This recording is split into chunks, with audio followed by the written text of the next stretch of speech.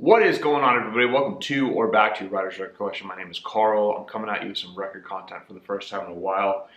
Gonna do the 2023 vinyl tags. So without any further ado, here's 20 questions, 20 record-related answers. Let's give it a go.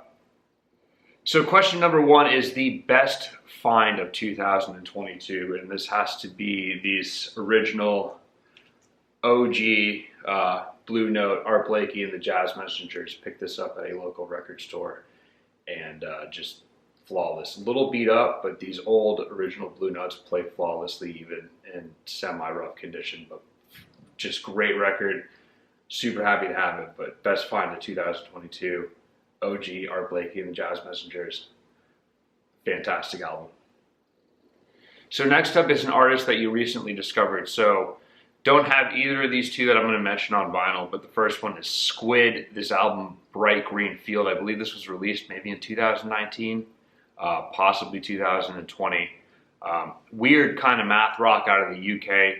Super good, super entertaining. And the other one is The Paranoids. I believe it's Carnage Bargain is the name of the album. I'll show pictures up here of both these, but I think it's a girl group. There's two girl singers, rather, but super cool garage funk rock, not really funk rock, but garage, proto-punk almost. Carnage Bargain is the name of the album, but both Squid, Bright Green Field, math rock, weird kind of UK, Pink Floyd-ish progressive stuff, and then the Paranoids, garage rock out of the United States. So two new artists I've discovered in 2022. So number three is a perfect album. One of my favorite albums of all time by a very old band that everyone knows, but the Beatles, Abbey Road. This is the first copy I picked up, repress on the Columbia label, but a flawless album from start to finish. I absolutely adore this record. It is so good. I mean, the track listing, Come Together is Something, Maxwell Silverhammer, Oh Darling, Octopus's Garden, I Want You, which is, to me, the first ever grunge song. That I Want You has so many grunge elements in it, it's crazy. And then side two, Here Comes the Sun, Because You Never Give Me Your Money, Sun King, Mean Mr. Mustard, and then the medley of, Polythene Pam, She Came Through the Bathroom Window, Golden Slumbers, Carry That Weight at the end, in Her Majesty. But a flawless record, and you're about to see how much I love this record, because first copy I got, a delicious OG UK import, flawless. Got this at a local record store somewhere recently. Beautiful, beautiful record. Sounds phenomenal. And then the Abbey Road box set with all the outtakes and whatnot. So I adore this record, and this to me is an absolute flawless record. Not a single bad song on it. This little box set right here, it's super cool. A lot of the outtakes and demos, it's three records, four sides, or three records, six sides. Math is hard, but yes, flawless, flawless record. The Beatles, Abbey Road, released in 1970 originally, maybe 71, after the Beatles had recorded, or before the Beatles had recorded Hey Jude, but the last album they released before they broke up, or post-breakup rather. So I know there are a few different vinyl tags going around. If it's not evident yet, I'm doing Dylan from Noble Records vinyl tag. Phenomenal channel if you haven't seen him, but this is the questions that he posted. So number 4 is a song that made you cry, or almost made you cry. There's a song by Ruth B. I believe it's called Lost Boys. It talks about Peter Pan and never growing up and holding on to, not really holding on to a childhood, but it talks about being a lost boy, and just phenomenal song. I'll leave a link up here, but I'm a big fan of Peter Pan. Holds a special place in my heart. The concept of never growing up, something that I very much believe in. So this song really tugs at my heartstrings. Check it out, great song. So a song that made you cry is Ruth B, Lost Boys. And the next up is a terrible album cover. So this one was a recommendation from the guy that works at my local record store. based on some albums that I bought. Total blind buy, but the album cover does not match the artwork on here. This is such a good album. I played this the other day for the first time and just absolutely loved every second of it. It is, I don't know much about it, but it's super, super good. But the album cover does not match the songs that are on it. It's like jazz guitar with a little bit of psychedelic influences in it, but it's super good, but just not what you would ever pick up based on the album cover, but a really, really, really good album, solid album that does not match the album cover. I realized I just ripped through that segment, didn't even tell you the name of this album. This is Larry Coryell, The Lion and the Ram. Check it out. Really good, but again, does not match the music that's on this album. Next up is an album that would surprise your friends. I didn't really know what to pick for this. I'm going to pick an album that pleasantly surprised me, having not heard it until I picked up a vinyl copy of it. I picked this up at a record fair in 2022, but this is Klaatu,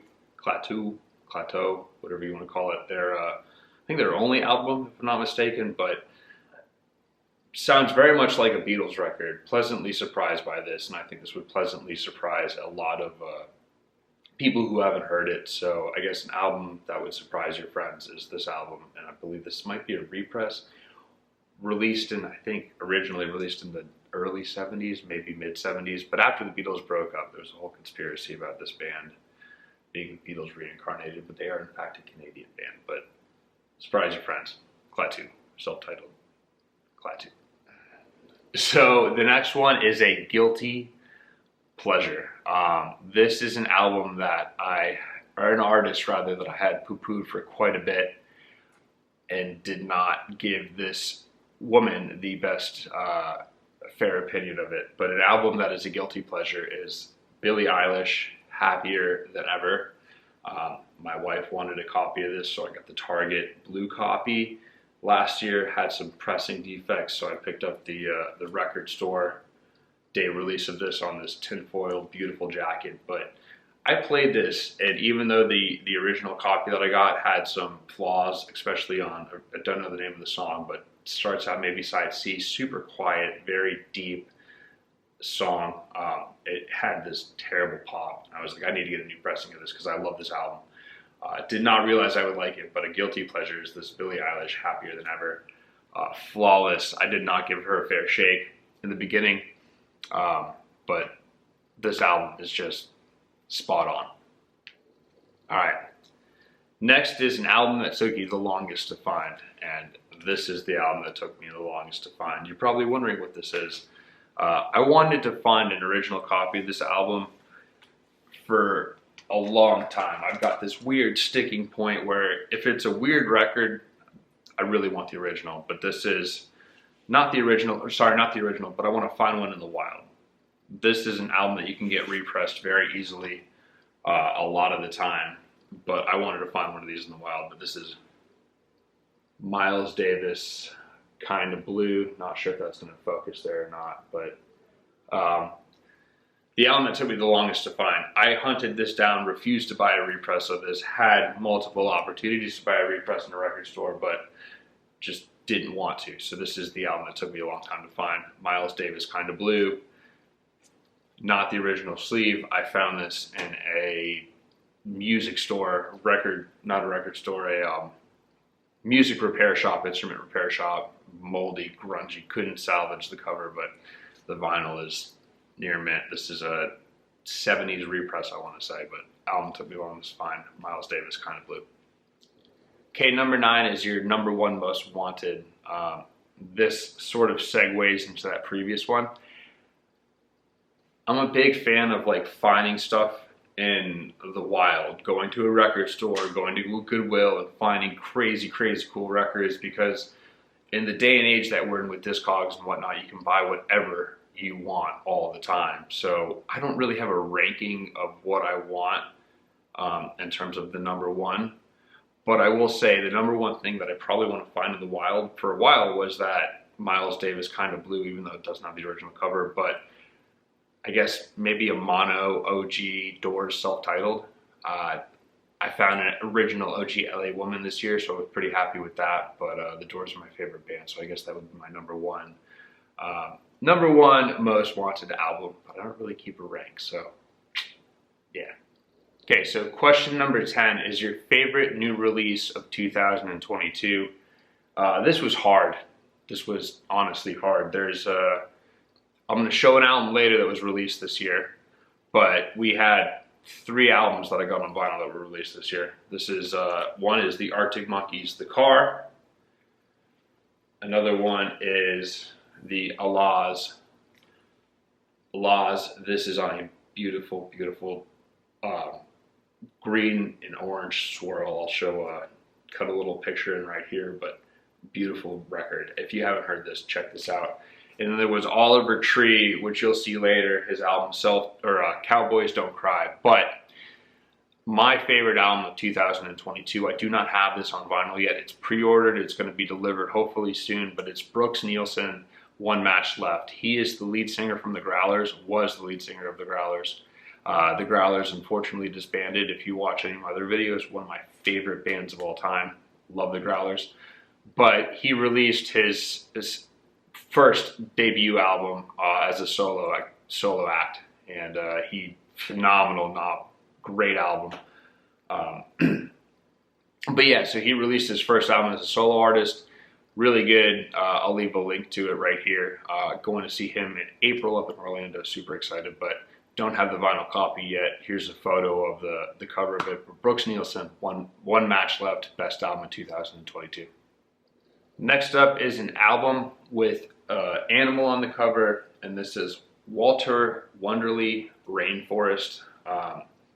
Not really a blind buy. I went to my local record store on a Friday, one day early last year, January, February maybe, and they had this album playing. And I had never heard it. There was another couple in the record store shopping.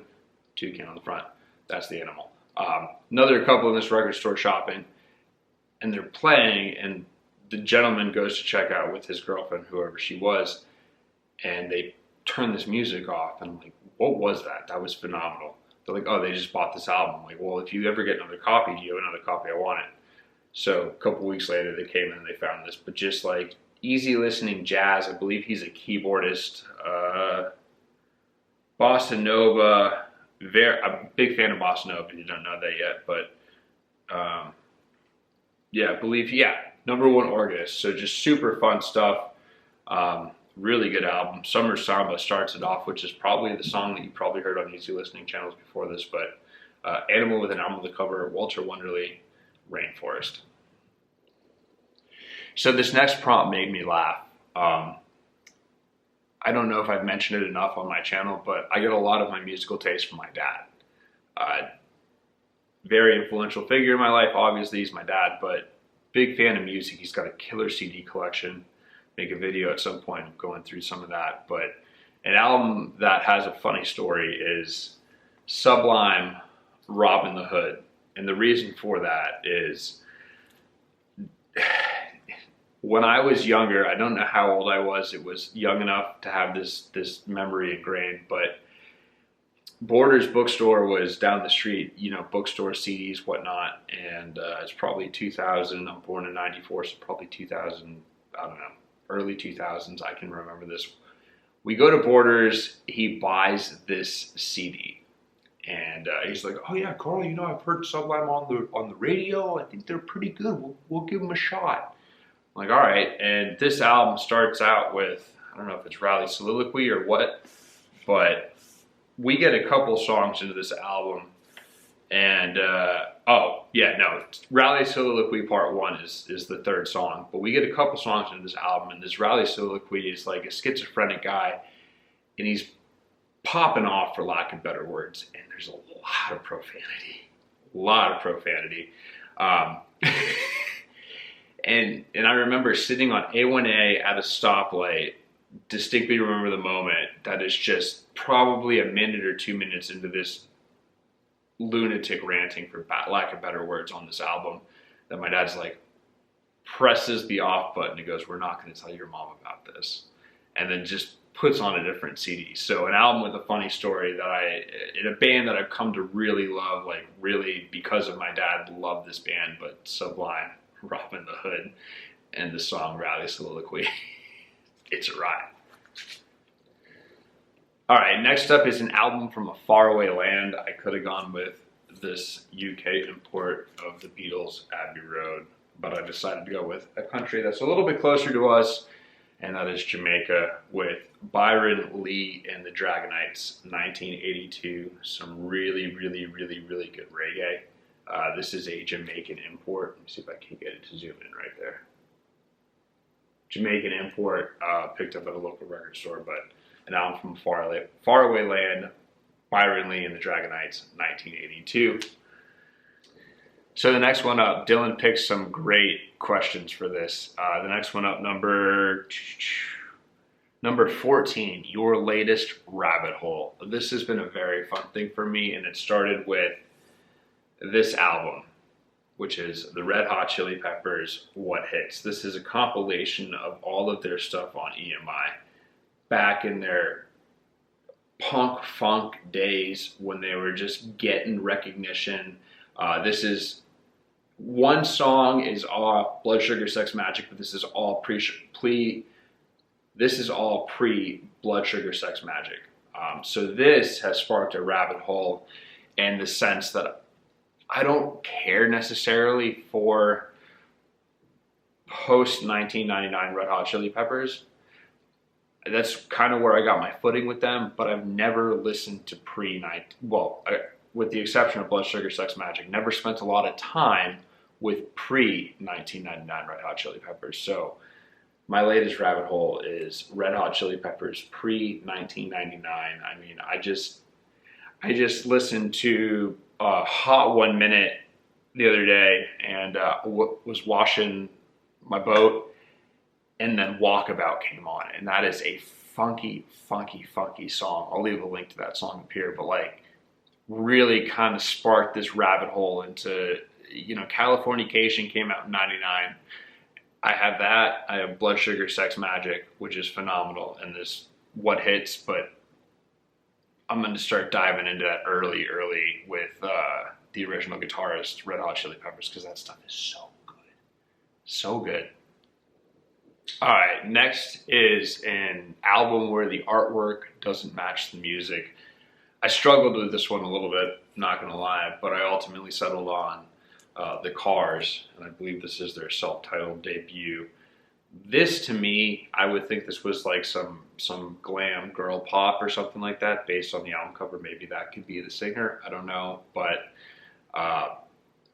super good, I guess not progressive rock, maybe new wave.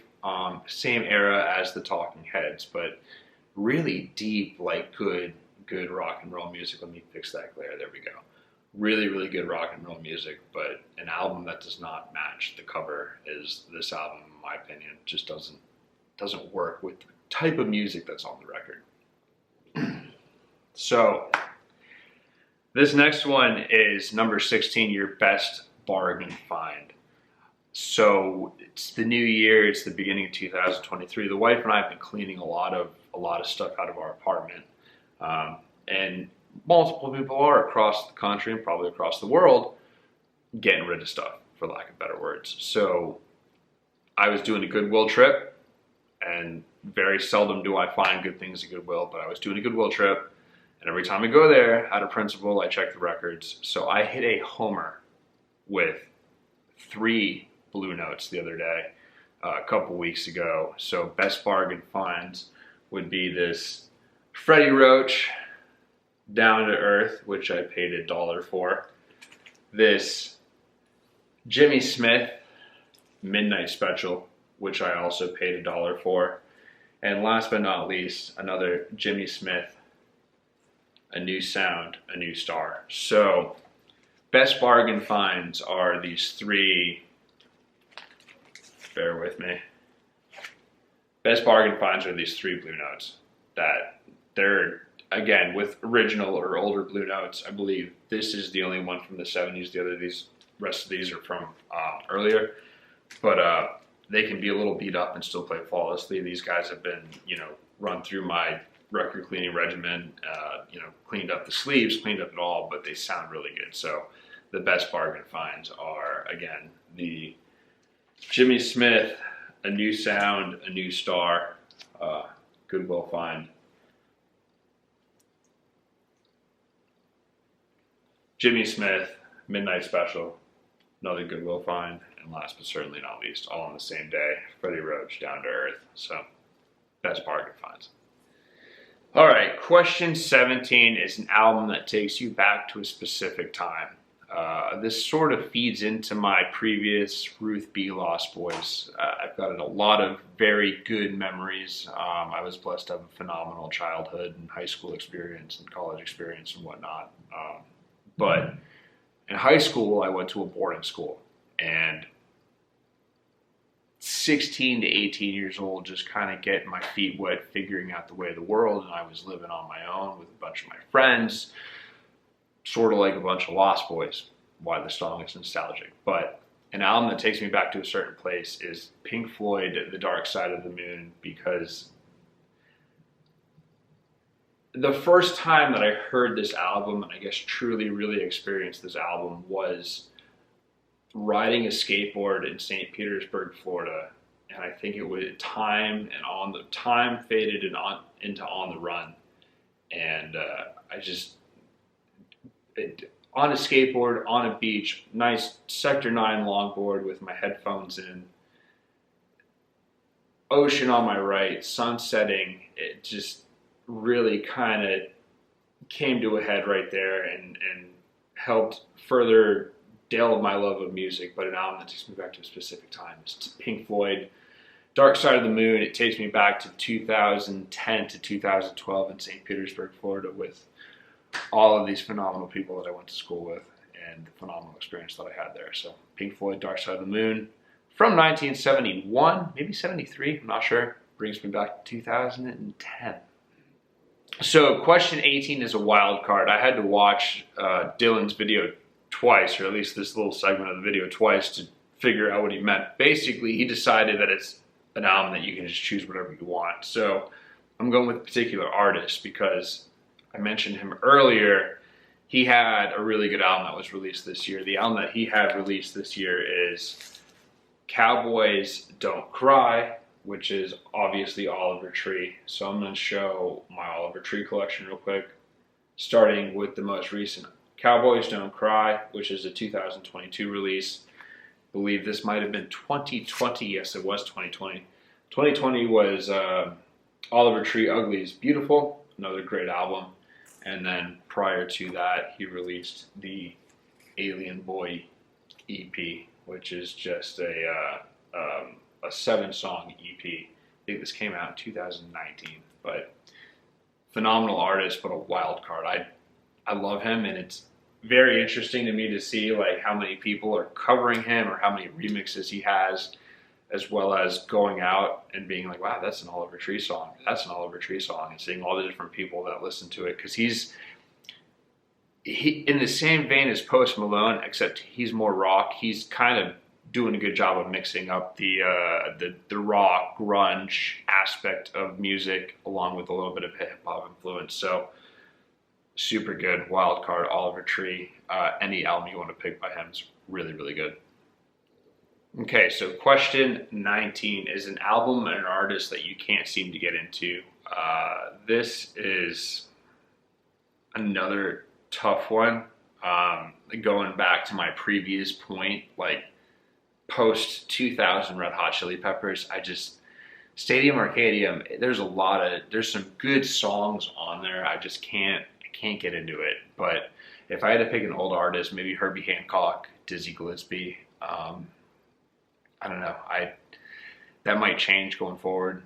My affliction with the Red Hot Chili Peppers might change going forward, but as of right now, it gotta be. Or Blink-182 is another band that I can't get into them. I don't know why.